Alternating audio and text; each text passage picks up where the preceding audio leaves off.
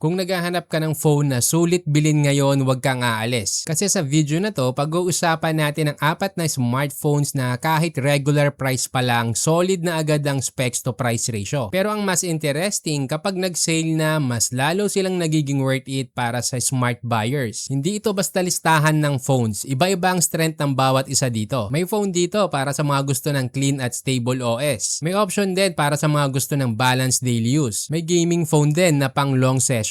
At may phone din na sobrang ganda ng camera, lalo na kung mahilig ka sa concert at vlogging. Kaya kung gusto mo ng malinaw na guide kung alin ang pinakabagay sa paggamit mo, tapusin mo tong video hanggang dulo. Siguradong mas mapapadali ang pagdesisyon mo pagkatapos nito.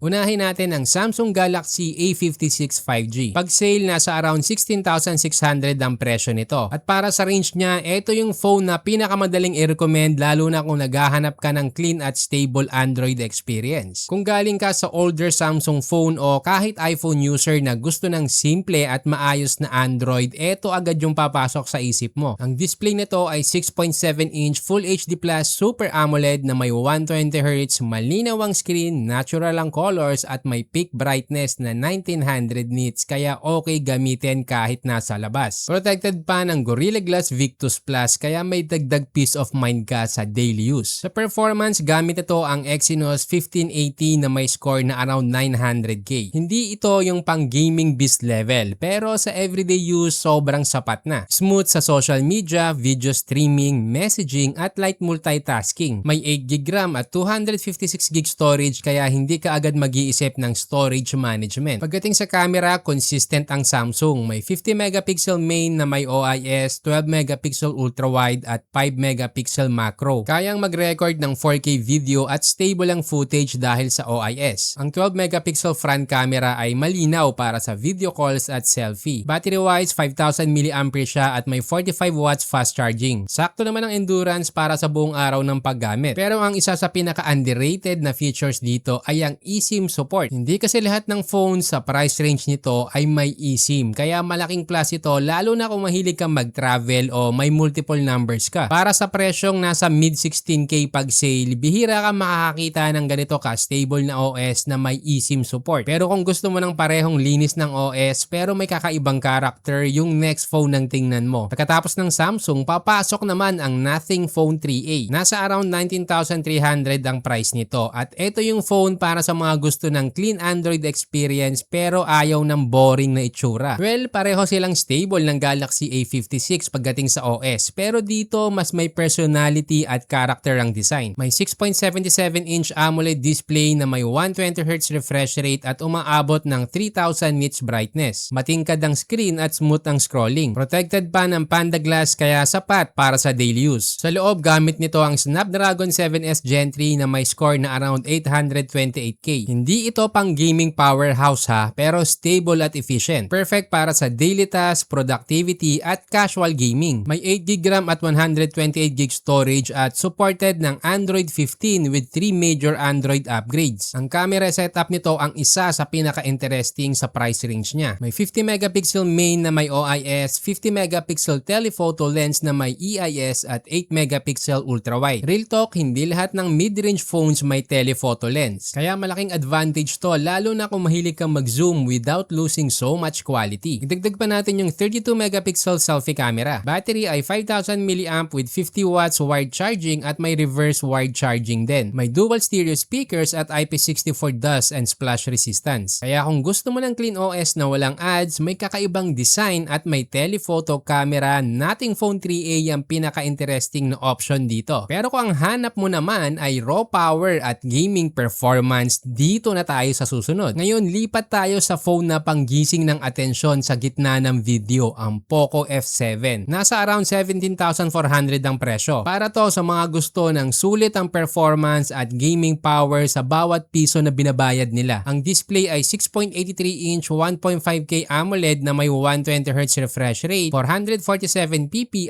at peak brightness na nasa 3200 nits. Malaki ang screen, sharp ang details at solid para sa gaming at media consumption. May Gorilla Glass 7 eye protection pa. Sa performance, ito ang pinakamalakas sa list na to. Gamit nito ang Snapdragon 8S Gen 4 na may score na umaabot sa 2 million. May 12GB RAM at 256GB storage kaya sobrang bilis ng loading, multitasking at gaming. Kahit heavy games, kayang-kaya niya. Camera-wise, may 50MP main na may OIS at Sony IMX882 sensor, 8MP ultra-wide at 20MP selfie camera. Kaya nitong mag-record ng 4K video at stable din ang output dahil sa OIS. Battery ay 6,500 mAh na sobrang laki paired with 90 watts fast charging at 22 watts reverse charging. Kaya may katagalang maubos at mabilis din mag-charge. May stereo speakers with Dolby Atmos, IP68 water resistance, Dolby Vision at HDR10 Plus support. Kaya kung gaming ang priority mo at mas gusto mo ng phone na pang long session without worrying sa battery, Poco F7 ang pinakasulit na option sa list na to. Pero kung hindi gaming ang priority mo at mas mahalaga sa'yo ang camera lalo na para sa concerts at vlogging, eto na yung last phone. Ito ang phone para sa mahihilig mag-capture ng moments, ang Tecno Camon Forte Premier. Nasa around 20,900 ang presyo. Malinaw na nakafocus sa camera performance lalo na para sa concert, vlogging at video recording. May 6.67-inch Full HD Plus AMOLED display na may 144Hz refresh rate, 460 ppi at 1600 nits brightness. Smooth at malinaw ang screen, protected pa ng Gorilla Glass 7 eye. Sa performance, gamit nito ang Dimensity 8350 Ultimate na may score na around 1.4 million. May 12GB RAM at 256GB storage, Android 15 at 3 major Android upgrades. Stable at powerful enough para sa video editing at multitasking. Pero ang highlight dito ay ang camera setup. May 50MP